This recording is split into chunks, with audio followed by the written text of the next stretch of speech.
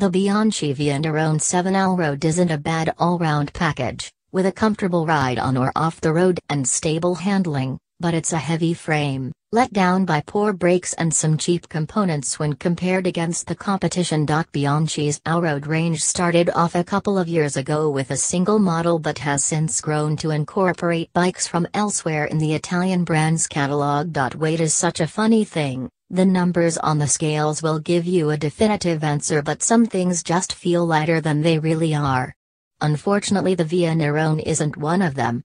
It feels even heavier than it really is, and that is the theme that runs right through the whole ride experience. It's a shame because the ride quality is very good from the triple-butted aluminium alloy frame, comfortable Cell San Marco saddle and the plush feeling Kinda Kick 10-drill 32mm tires.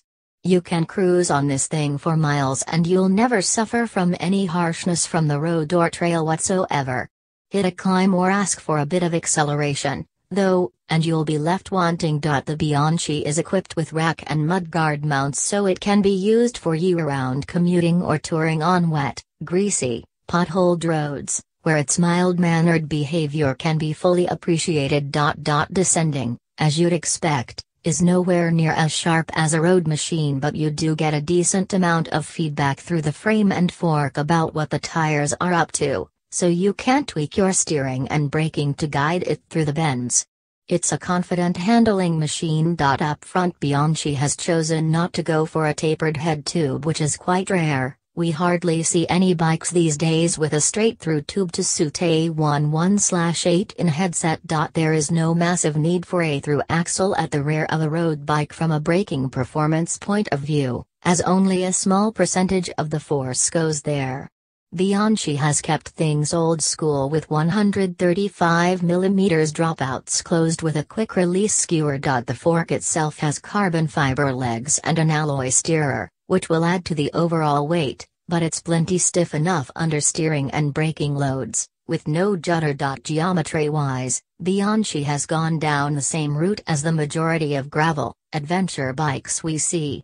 The head angle is slackened off to 71.5 degrees to slow the steering down a little, just what you want on gravel or other loose surfaces, while the seat angle is still steep at 73 degrees to allow you to get the power down. Bianchi has down-spec'd the crankset to a Shimano FCR 345L, which uses an octalink bottom bracket, which first appeared in the Japanese company's catalog back in the 90s. It's a good design but really looks dated on a modern bike. Bianchi has a long tradition of being one of the top bike builders in the business, and some will always be happy to pay a premium to own one. That the Via Nirone all-road is handmade in Italy could increase the price a bit too. The Bianchi offers a stable, comfortable and hassle-free ride, especially if you just prefer to take your time and spin the pedals.